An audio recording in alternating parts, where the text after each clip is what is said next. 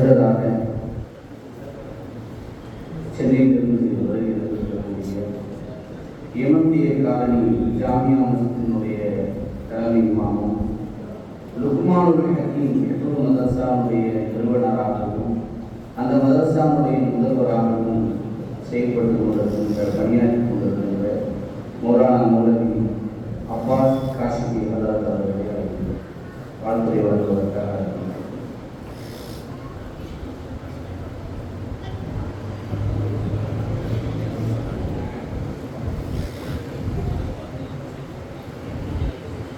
سبحانك لا علم لنا إلا ما علمتنا إنك أنت العليم الحكيم الحمد لله رب العالمين والعاقبة للمتقين والصلاة والسلام على سيد الأنبياء والمرسلين وعلى آله وأصحابه أجمعين أما بعد أعوذ بالله من الشيطان الرجيم بسم الله الرحمن الرحيم الرحمن علم القرآن خلق الإنسان علمه البيان صدق الله العلي العظيم وقال نبينا صلى الله عليه وسلم خيركم من تعلم القرآن وعلمه أو كما قال عليه الصلاة والتسليم புகழும் புகழ்ச்சியும் ஏக இறைவனாகிய அல்லாஹ் ஒருவனுக்கே உரித்தாகட்டுமாக. சாந்தியும் சமாதானமும் எம்பெருமான ரசூலே கரீம் ஸல்லல்லாஹு அலைஹி வஸல்லம் அன்னவர்களின் மீதும் அன்னாரின் அடிச்சுவட்டை அப்படியே பின்பற்றி வந்த சத்திய சஹாபாக்கள், தாபிஈன்கள், தபஅத் தாபிஈன்கள் மற்றும் இங்கு குழுமியிருக்கக்கூடிய நம் அனைவர்களின் மீதும், நம்மை பெற்றெடுத்த பெற்றோர்களின் மீதும், நாம் பெற்றெடுத்த பிள்ளைகளின் மீதும், இங்கு பட்டம் வாங்க காத்து கொண்டிருக்கக்கூடிய இந்த ஆலயங்கள் பெருமக்களின் மீதும் அல்லாஹ் தஆலா என்றென்றும் இன்று நிலவச் செய்வானாக. ஆமீன். கண்ணியமிக்க அல்லாஹ்வின் நல்லடியார்களே, ஒரு சந்தோஷமான மஸ்ஊதிகள் என்ற ஒரு பட்டத்தை முதலாக வாங்கி இந்த உம்மத்திலே அல்லாஹ்வை பற்றியும் அல்லாஹ்வுடைய ரசூலை பற்றியும் மார்க்கத்தையும் எத்தி வைக்க துவங்கக்கூடிய இந்த நன்னாளில் துவங்கி விட்டார்கள் என்றுதான் சொல்ல வேண்டும். அவர்கள் தங்களுடைய அந்த பட்டத்தை வாங்குவதற்கு முன்பாகவே அவர்கள் அந்த மார்க்கத்தினுடைய பணியில் தான் இருந்திருக்கின்றார்கள், இப்போதும் இருக்கின்றார்கள். இனி அவர்களுடைய மரணம் வரை அதிலே நிலைத்திருப்பார்கள் இன்ஷா அல்லாஹ். அந்த ஒரு துஆவோடு நான் இந்த உரையை ஆரம்பம் செய்கின்றேன். அல்லாஹ் தஆலா இந்த மஸ்ஊதிகள் நற்பாக்கியம் பெற்றவர்கள். இவர்களை பார்க்கும் பொழுது அகல் யுத்தத்தில் பெருமானார் ஸல்லல்லாஹு அலைஹி வஸல்லம் அவர்கள் அந்த பள்ளத்தை தோண்டும் பொழுது மிகப்பெரிய ஒரு பாறை குறுக்கிடும். சஹாபாக்களால் அதை ஒன்றும் செய்ய முடியாது. அப்பொழுது பெருமானார் ஸல்லல்லாஹு அலைஹி வஸல்லம் அவர்களுக்கு தகவல் சொல்லப்படும். பெருமானார் ஸல்லல்லாஹு அலைஹி வஸல்லம் வந்து ஒரு பெரிய ஒரு ஆயுதத்தால் அதை அடிப்பாங்க, சுக்குநூறாக போகும். அப்போ அதுலேருந்து சில ஒளிகள் கிளம்பும். இப்போ பெருமானார் ஸல்லல்லாஹு அலைஹி வஸல்லம் சொல்லுவாங்க, ஒரு நேரத்தில் ரோம் பாரசீகம் போன்ற அந்த நாட்டினுடைய அந்த ஆசாட்சிகள் உங்களிடத்துல கிடைக்கும். அந்த காப்புகள் இந்த சஹாபிக்கு அணிவிக்கப்படும் என்பதாக சுபத்தையும் சொல்லுவாங்க. பெருமா சஹாபாக்கள் எல்லாம் நேர்ந்து பார்ப்பாங்க. இதை கேள்விப்பட்ட சஹாபாக்கள் இந்த விஷயத்தை மக்கள்கிட்ட சொல்லும் பொழுது கேலியாக பார்த்தாங்க. ஒண்ணுமே இல்லை, உடுக்கிறதுக்கு சரியான ஆடை இல்லை, வல்லம் நோக்கிறதுக்கு அதற்கான சரியான ஆயுதங்கள் இல்லை, ஒரு வலு இல்லாத இந்த நேரத்துல பெருமானார் ஸல்லல்லாஹு அலைஹி வஸல்லம் அவங்க இப்படி ஒரு வார்த்தையை சொல்லும் பொழுது கண்டிப்பாக என்னாச்சு, அது ஒரு நேரத்தில் நடந்துச்சு.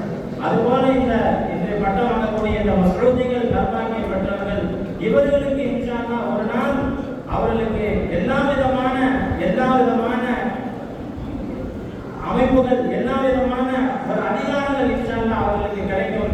இந்த ஒரு நற்செய்தியை இந்த நேரத்தில் நான் தங்களுக்கு துஆவாக சொல்லிக்கிட்டேன். கண்ணியத்திற்குரிய அல்லாஹ்வின் நல்லடியார்களே, எந்த ஒரு காரியமாக இருந்தாலும் 4 விஷயங்கள் அதில் கண்டிப்பாக அவசியம். அதை பட்டம் வாங்கக்கூடிய தங்களுக்கும் பட்டம் வாங்கிய உலமாக்களுக்கும் எங்களுடைய உஸ்தாதுமார்களிடத்திலிருந்து நான் கேட்டது அந்த 4 விஷயத்தை மட்டும் நான் தங்களுக்கு மத்தியில் சொல்லி புரிந்து கொள்கின்றேன். எந்த ஒரு காரியமாக இருந்தாலும் அதில் எந்த ஒரு காரியத்தை நம்ம செஞ்சாலும் உலக காரியமாக இருந்தாலும் சரி, அது மறுமைக்குரிய காரியமாக இருந்தாலும் சரி, 4 விஷயங்கள் அதில் கண்டிப்பாக அவசியம். ஒன்றாவது இஹ்லாஸ் இருக்க வேண்டும். எப்பவுமே புகாரி ரஹ்மத்துல்லாஹி முதல் ஹதீஸ் இன்னமல் அமாலு பின்னியாத், எண்ணங்களை கொண்டுதான் அதன் செயல்பாடுகள் அமையும்.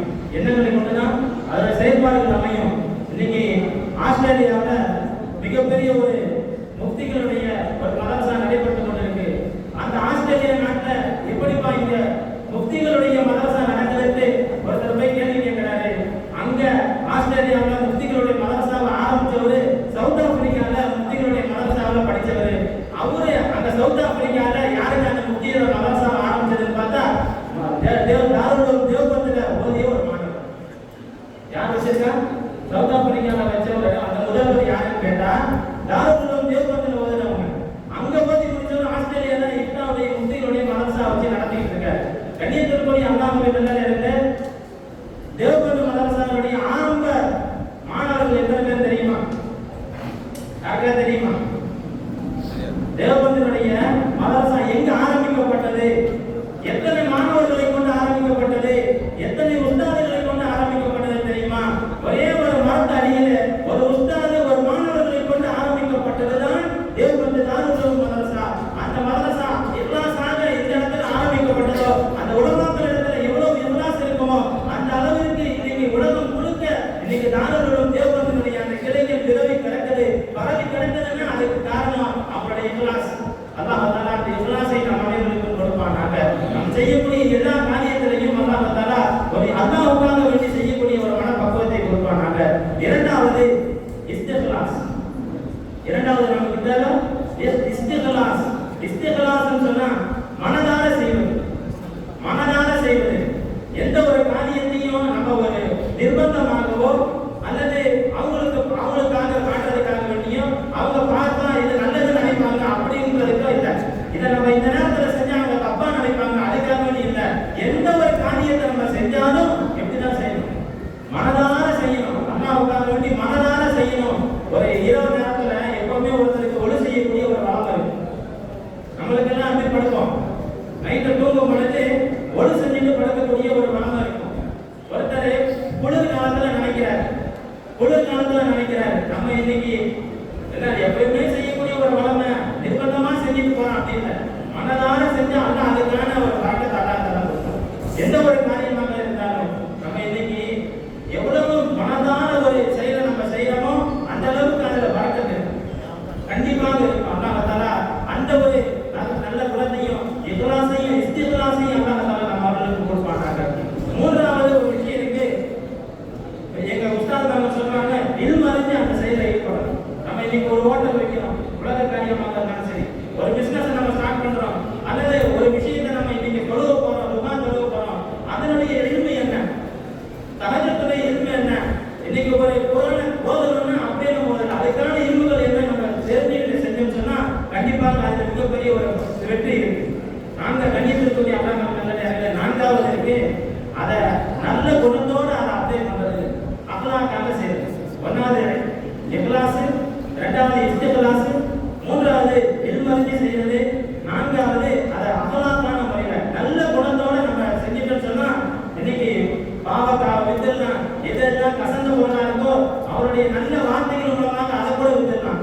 வார்த்தைகள் இன்னைக்கு குணங்கள் நல்லா இல்லைன்னு சொன்னா தேவை கூட என்ன செய்ய முடியாது, விற்க முடியாது.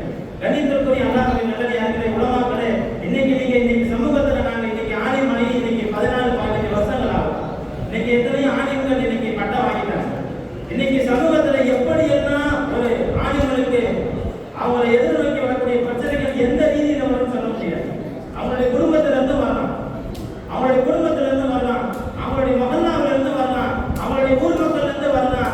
ஒரு ஆலிம்கள் மூலமாக கூட என்ன செய்யலாம், பிரச்சனைகள் வரலாம், சந்திக்கலாம்.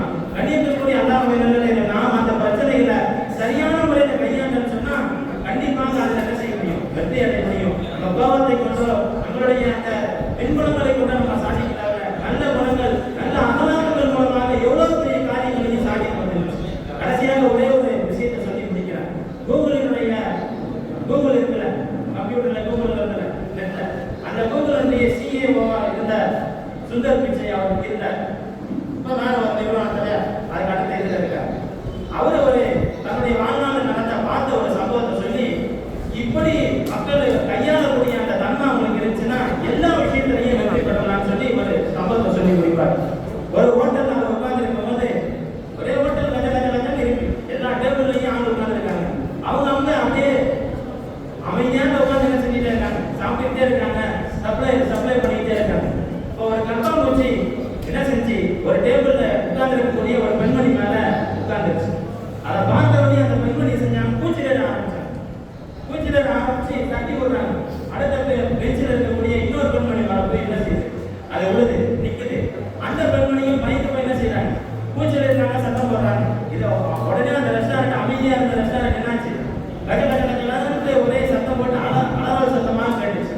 இப்போ அந்த வேலை செய்யக்கூடிய சர்வர் என்ன செஞ்சாரு, இதை கவனிச்சார், நிதானிச்சு அங்க இடத்துக்கு அந்த சரி செய்யறதுக்காண்டி போறாரு. அந்த கற்பம் வச்சு அவர் மேல போயிருப்பாரு. மூணாவது யார் மேல போயிருப்பாரு, அந்த சர்வர் மேல போயிருப்பாரு. அவர் எதுவுமே செய்யல, பதட்டம் அடையவே இல்லை. அப்படியே அதனுடைய அந்த செயல்பாடுகள் கவனிச்சாரு. அதை பார்க்கறதை நிப்பாட்டிருச்சு, அது ஒரு இடத்துல உட்கார ஆரம்பிச்சிருச்சு. இப்ப நம்ம என்ன செய்யணும் அதை யூகிச்சாரு. மெதுவாக வெளியே போனாரு. வெளியே போய் லைட்டா தட்டி விட்டு பழைய மாதிரி என்னாச்சு, அந்த ரெஸ்டாரண்ட் அமைதியாக ஆயிடுச்சு. இப்போ இதை பார்த்துட்டு இருந்த ஒரு டீ குடிச்சிங்க பார்த்துக்கிட்டே இருக்காரு. அவர் அதுல இருந்து விளங்குறாரு, அந்த கர்ப்பமூச்சினா காரணமா பார்த்தாரு. இந்த சலசலப்புக்கு யார் காரணம், அந்த ரெஸ்டாரண்ட்ல சலசலப்பு ஆச்சுன்னா இது யார் காரணம், அந்த பெண்மணியா, அந்த ஹோட்டல் காரணங்களா, அல்லது யார் அந்த கர்ப்பமூச்சா காரணம் அப்படின்னு யோசிக்கிறார். பார்த்தா கர்ப்பமூச்சி தான் காரணம் அப்படின்னா சர்வர் என்ன செஞ்சிருக்கணும், பதவி இருக்கணும். அப்ப கர்ப்பமூச்சி காரணம் இல்லை, அந்த ஒரு பிரச்சனையை எதிர்நோக்கக்கூடிய அந்த தன்மை யாருக்கிட்ட இது, அவங்க மூலியமா பிரச்சனை வருது. அந்த பெண்மணி கிட்ட அந்த பிரச்சனையை உருவாக்கக்கூடிய தன்மை இல்லை, அந்த சர்வர் அதை யூகிச்சாரு. இப்போ அந்த கர்ப்பமூச்சி எப்படி இருக்குன்னு அதை யூகிச்சாரு. அதை போய் எப்படி தட்டுமோ அதை தட்டி விட்டு போயிட்டாரு. பழைய சகஜ நிலைமைக்கு ஆயிடுச்சு.